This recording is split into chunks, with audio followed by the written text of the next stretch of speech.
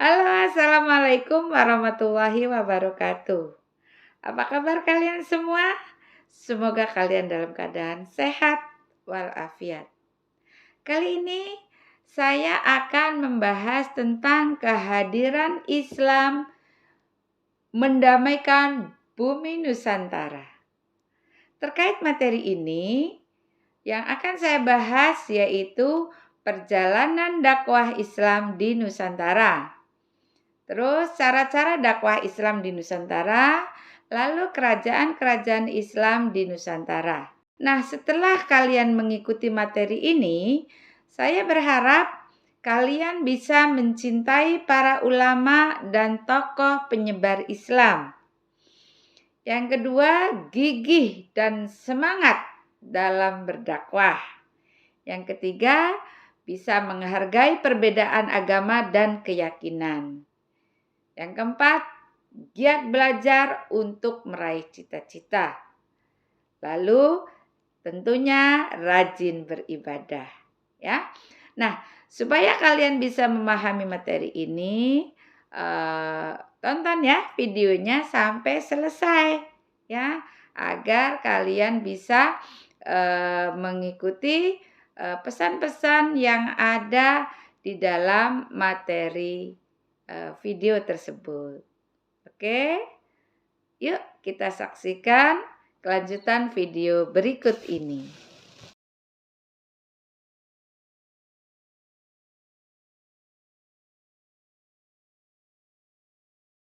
Baiklah, yang pertama yaitu alur perjalanan dakwah Islam di Nusantara. Sejarah maksudnya Islam di Nusantara.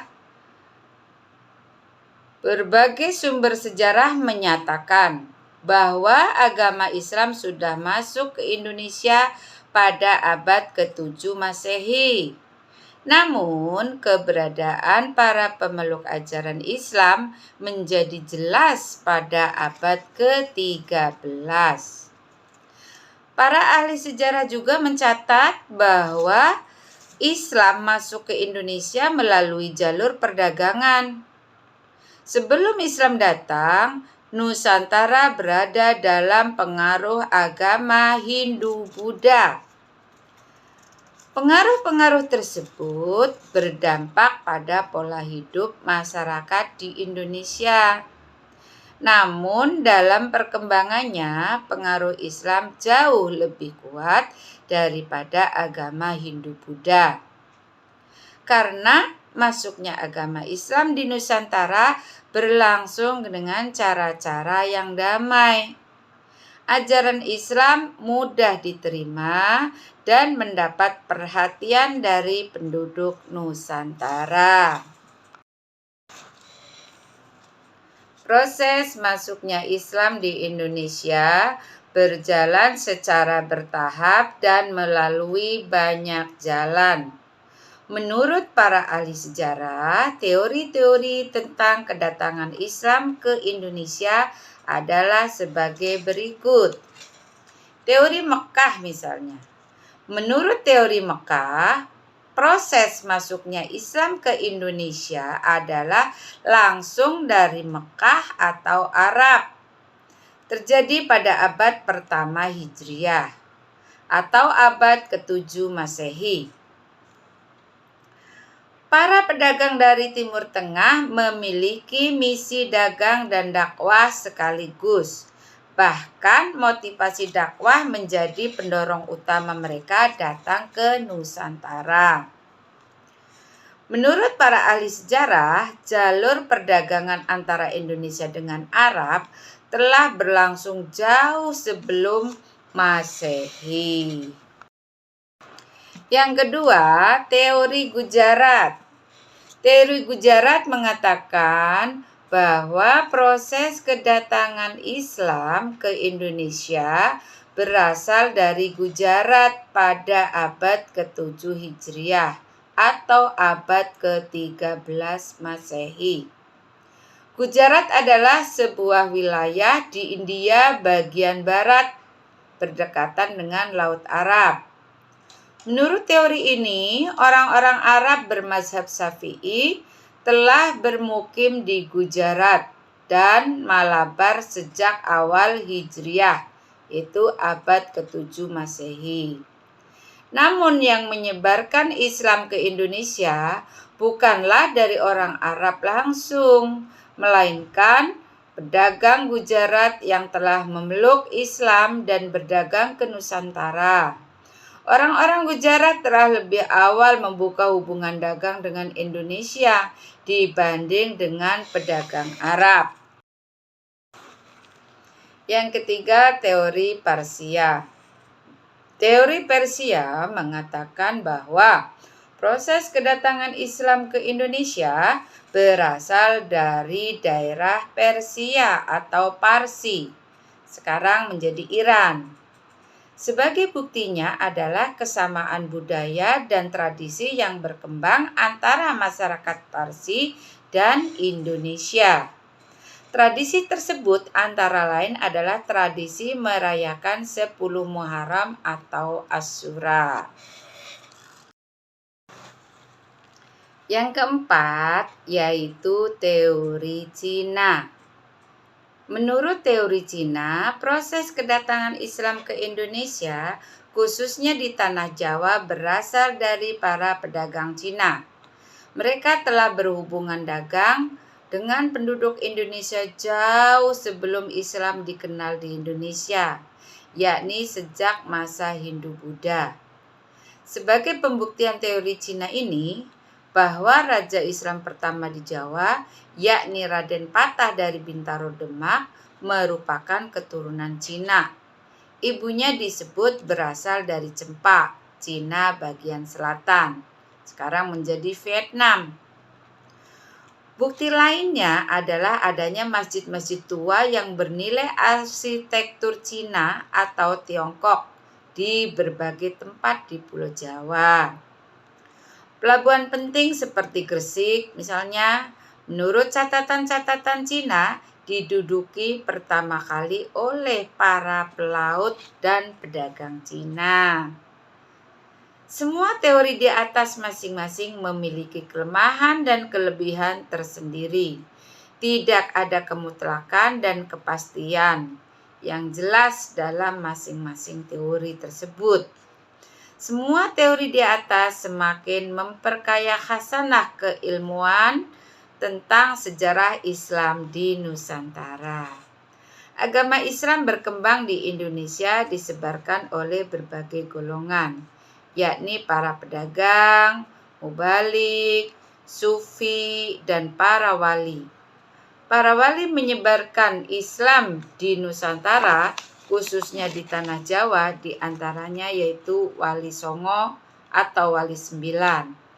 Nah, untuk nama-nama Wali Songo dan kerajaan atau tempat berdakwahnya di mana, bisa kalian baca di buku yang sudah kalian dapat dari perpustakaan.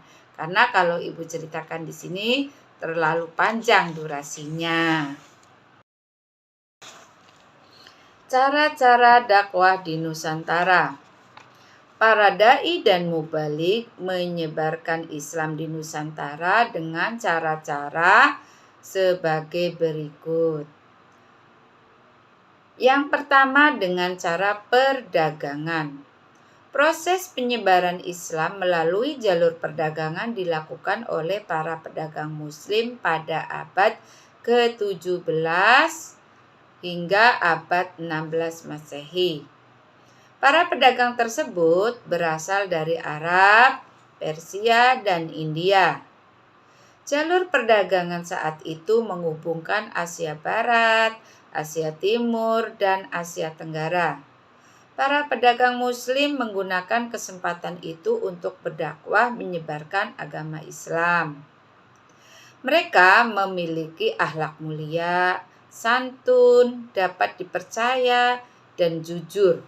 Hal inilah yang menjadi daya tarik sehingga banyak penduduk Nusantara dengan sukarela masuk Islam. Banyak pedagang Muslim yang singgah dan bertempat tinggal di Indonesia. Cara yang kedua yaitu dengan perkawinan. Sebagian pedagang Islam tersebut ada yang menikah dengan wanita pribumi, terutama putri bangsawan atau putri raja. Dari pernikahan itu mereka mendapat keturunan. Disebabkan pernikahan itulah banyak keluarga bangsawan atau raja masuk Islam, sehingga para pedagang tersebut menetap dan membentuk perkampungan Muslim yang disebut pekojan.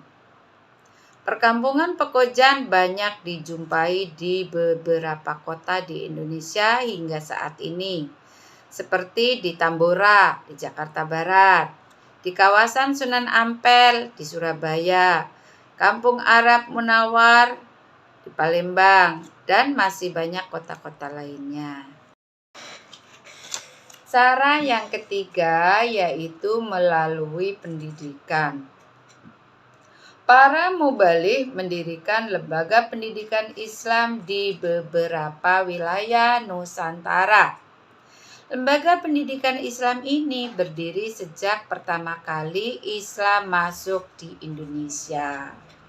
Namun, lembaga-lembaga pendidikan Islam itu berbeda-beda di tiap daerah.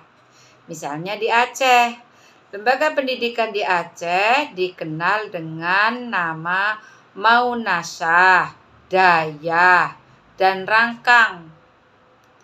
Sedangkan di Sumatera Barat dikenal dengan Surau. Di Kalimantan dikenal dengan nama Langgar. Di Jawa dikenal dengan pondok pesantren. Nah, di sanalah berlangsung pembinaan pendidikan dan kaderisasi bagi calon kiai dan ulama. Mereka tinggal di pondok atau asrama dalam jangka waktu tertentu menurut tingkatan kelasnya. Setelah menamatkan pendidikan pesantren, mereka kembali ke kampung masing-masing untuk menyebarkan Islam. Melalui cara inilah Islam terus berkembang, menyebar ke daerah-daerah terpencil. Berikutnya, atau yang keempat, yaitu melalui hubungan sosial. Para mubaligh yang menyebarkan Islam di Nusantara pandai dalam menjalin hubungan sosial dengan masyarakat. Mereka yang telah tinggal menetap di Nusantara aktif membaur dengan masyarakat melalui kegiatan-kegiatan sosial. Sikap mereka santun, memiliki kebersihan jasmani dan rohani, memiliki kepandaian yang tinggi, serta dermawan. Silaturahmi, bekerja sama, gotong royong mereka lakukan bersama penduduk Nusantara dengan tujuan menarik simpati agar tertarik untuk masuk Islam. Nah, pada kesempatan tertentu mereka menyampaikan ajaran Islam dengan cara bijaksana, tidak memaksa dan merendahkan. Islam mengajarkan persamaan hak dan derajat bagi semua manusia, karena kemuliaan manusia tidak ditentukan oleh kastanya, melainkan karena ketakwaannya kepada Allah Subhanahu wa Ta'ala. Islam juga mengajarkan umatnya untuk saling membantu, yang kaya membantu yang miskin, yang kuat membantu yang lemah, dan saling meringankan beban orang lain. Dengan demikian, ajaran Islam semakin mudah diterima oleh penduduk Nusantara. Cara yang kelima yaitu kesenian. Sebelum Islam datang, kesenian dan kebudayaan Hindu-Buddha telah mengakar kuat di tengah-tengah masyarakat. Kesenian tersebut tidak dihilangkan, tapi justru digunakan sebagai sarana dakwah. Cabang-cabang seni yang dikembangkan para penyebar Islam diantaranya adalah seni bangunan, seni pahat dan seni ukir, juga seni tari, seni musik, dan seni sastra. Pada seni bangunan misalnya, masjid, mimbar, dan ukiran-ukiran yang masih menunjukkan motif-motif seperti terdapat pada candi-candi Hindu atau Buddha.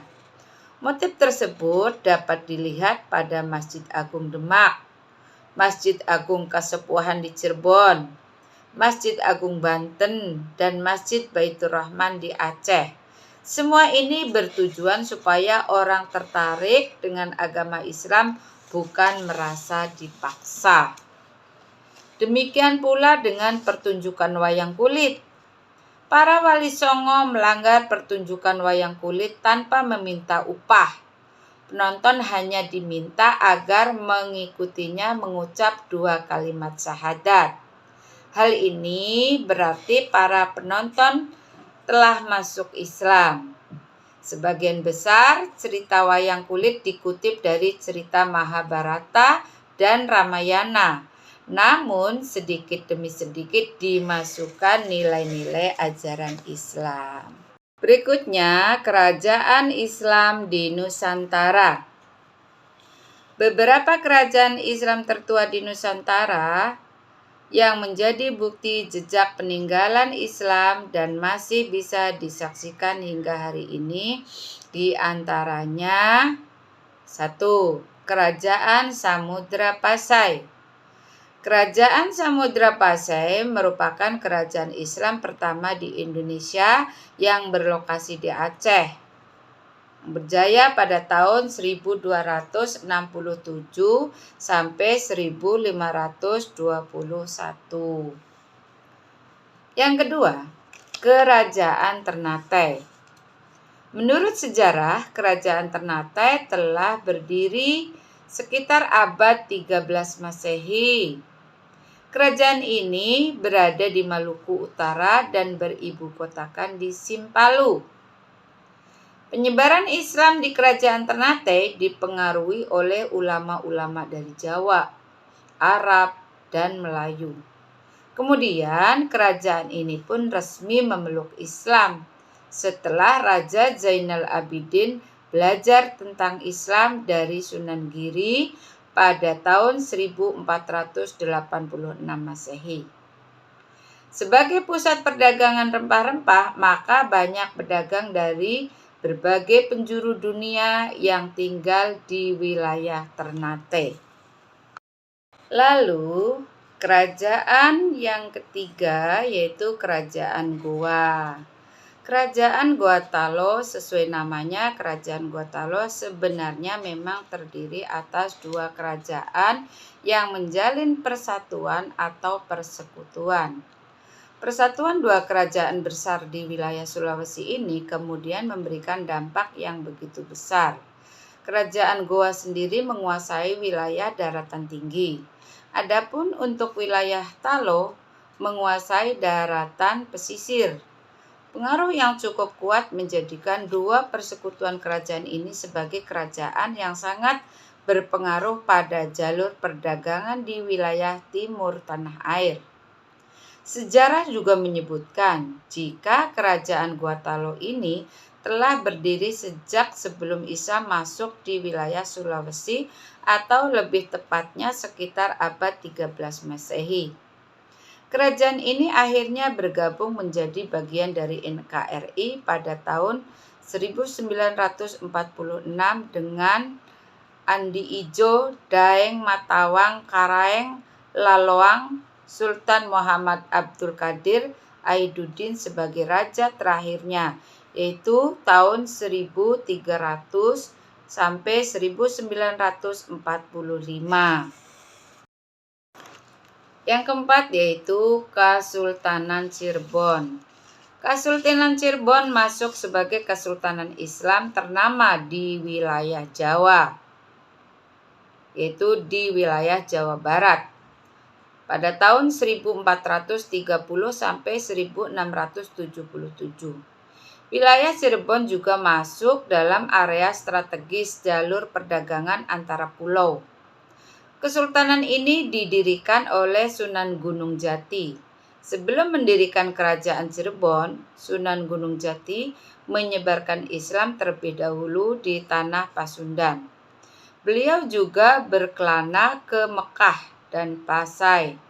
Sunan Gunung Jati juga berhasil menghapus kekuasaan kerajaan Pajajaran yang saat itu masih bercorak Hindu. Yang kelima, Kerajaan Demak. Kerajaan Demak merupakan kerajaan Islam pertama yang terdapat di Pulau Jawa. Kerajaan ini didirikan oleh Raden Patah di tahun 1478 sampai 1554. Kerajaan Demak berkembang sebagai pusat perdagangan sekaligus pusat penyebaran agama Islam kala itu. Yang keenam yaitu Kerajaan Islam Banten. Kerajaan Islam Banten berada di ujung Pulau Jawa, yaitu di daerah Banten. Tanda penyebaran Islam di wilayah ini bermula ketika Fathahillah merebut Banten dan mulai melakukan penyebaran Islam. Islam tersebar dengan baik saat itu, pada tahun 1526 sampai 1813 Masehi. Nah, inilah beberapa kerajaan Islam yang Ibu sebutkan itu adalah yang besar, ya. Dan masih banyak kerajaan-kerajaan Islam yang berkembang di Nusantara, ya. Yang tidak mungkin Ibu sebutkan semuanya karena lagi-lagi mengingat durasi. Masih ada Kerajaan Pajang, Kerajaan Mataram, Kerajaan Kerajaan Tidore, Kerajaan Jailolo, Kerajaan Bacan, Kerajaan Buton, Kerajaan Mampaweh, Kerajaan Banggi, Kesultanan Banggi, ya, Kerajaan Bone, masih banyak lagi karena memang di pelosok-pelosok tanah air ini banyak kerajaan-kerajaan Islam yang berkembang seperti itu, ya, sebelum menjadi Persatuan Indonesia. Mudah-mudahan apa yang Ibu sampaikan tadi kalian paham dan bisa mengerti dan bisa mengambil hikmahnya, bisa mengikuti jejaknya para kiai, para mubalik, para wali songo yang begitu dengan tulus ikhlas menyebarkan agama Islam, tidak mencari popularitas atau mencari harta, semata-mata untuk mencari ridha Allah. Demikian. Assalamualaikum warahmatullahi wabarakatuh.